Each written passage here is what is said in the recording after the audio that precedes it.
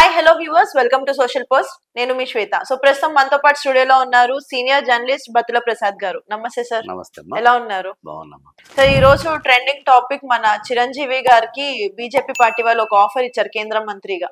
ఇది అసలు ఎంతవరకు నిజం అంటారు? అది వార్త మాత్రమే, వాళ్ళు ఊహించి రాశారు. ఊహించి రాశారు. యాక్చువల్ గా ఈ మధ్య కాలంలో బాగా వినిపిస్తా ఉంది, చిరంజీవి మళ్ళీ బీజేపీలో చేరతాడు. ఇంతకుముందు పార్టీ పెట్టి కాంగ్రెస్ లో విలీనం చేశాడు కదా, ఇప్పుడు ఖాళీగానే ఉన్నాడు. తమ్ముడు కూడా ఎన్డీఏకి మద్దతు ఇచ్చాడు కదా, ఆ మద్దతుతోనే గెలిచింది అక్కడ పవన్ కళ్యాణ్. ఏపీలో ఏదో ఒక రాజ్యసభ సీట్ ఇచ్చి ఆయన కేంద్ర మంత్రిని చేయాలని బీజేపీ వర్గాలు అనుకుంటున్నాయి అనేది వార్త మాత్రమే, అందులో నిజం లేదు. సో అది నిజమా అంటే నిజమే అని బీజేపీ వర్గాలు అంటున్నారు అని కూడా రాశారు వాళ్ళే.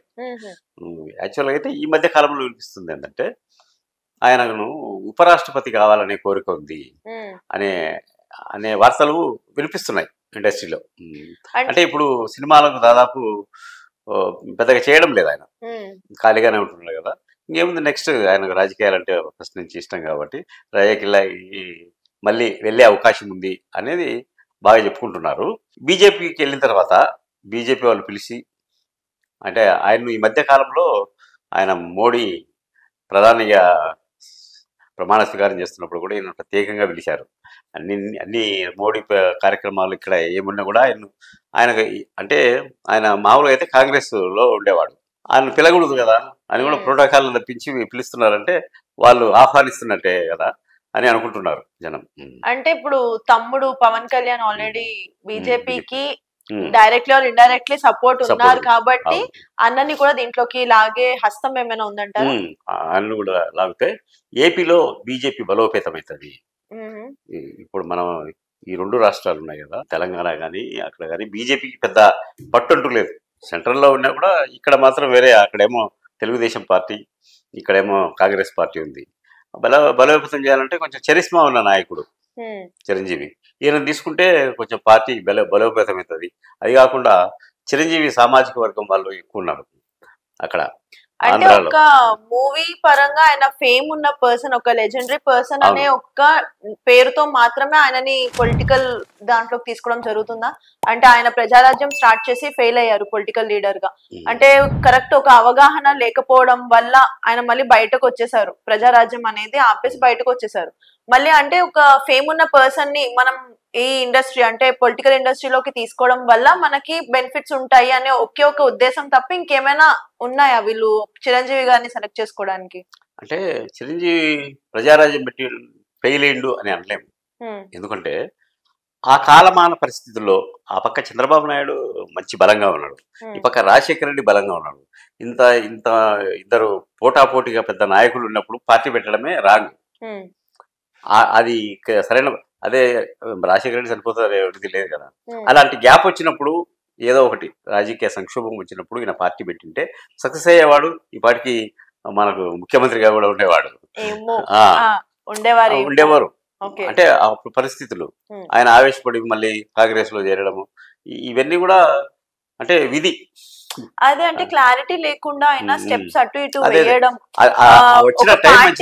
స్టార్ట్ చేసిన తర్వాత కంప్లీట్ క్లోజ్ చేయొద్దు. అది ఎలాంటి సిచ్యువేషన్ అన్నా గానీ రన్ అవుతూ ఉంది అని అంటే ఓకే, ఈయనకి ఒక క్యాలిబర్ ఉంది అనేది జనాల్లో నమ్మకం క్రియేట్ అవుతుంది. జనసేన పార్టీ అదే ఉదాహరణ. అసలు ఇంకేమి అయిపోయిందిలే పవన్ కళ్యాణ్ పని, అనవసరంగా పార్టీ పెట్టాడు అని అందరూ కామెడీ చేసినప్పుడు కూడా స్వీప్ చేశాడు. ఆ టైం వచ్చింది స్వీప్ చేశాడు. అట్లా ఆయన కూడా టైం వచ్చేంత వరకు వెయిట్ చేసింటే బాగుండేది. అంటే ఎంత సినీ ఇండస్ట్రీలో పేరున్న మనిషిని మళ్ళీ తీసుకొచ్చి పొలిటికల్ దాంట్లో పెట్టడం అనేది కొంచెం టాస్క్ అని చెప్పాలి కదా. ఇప్పుడు ఒక సినిమా రిలీజ్ అనుకో, రాంగ్ రిలీజ్ అయింది అనుకో ఆడదు. అన్ని టైము, సమయము, సందర్భం అన్ని చూసుకొని రావాలి. ఇప్పుడు కొరత ఉంది, ఒక నాయకుని కొరత ఉంది అన్నప్పుడు నువ్వు రావాలి.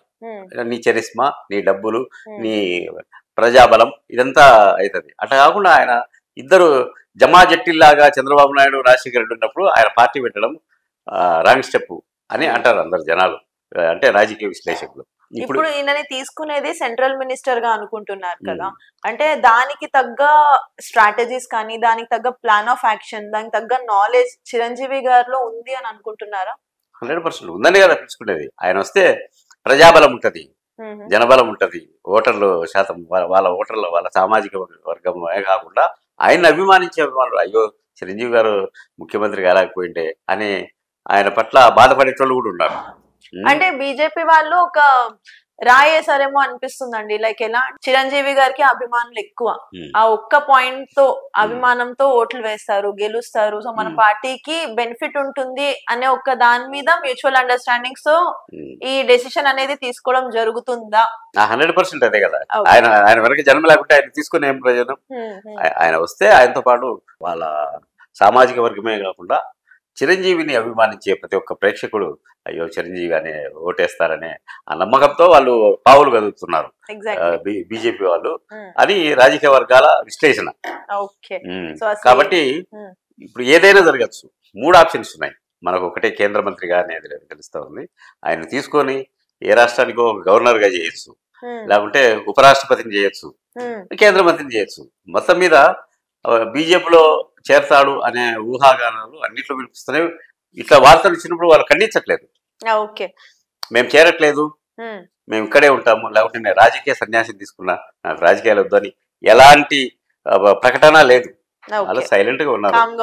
అంటే ఏదో జరగబోతుంది మొత్తం మీద అనేది తెలుస్తుంది కదా. అంటే బీయింగ్ చిరంజీవి అభిమానిగా, అంటే సినిమాల పరంగా మేమందరం చిరంజీవి గారికి పెద్ద ఫ్యాన్స్, మనం అందరం కూడా. ఆయనకు ఫ్యాన్స్ లేని వాళ్ళు ఎవ్వరు లేరు.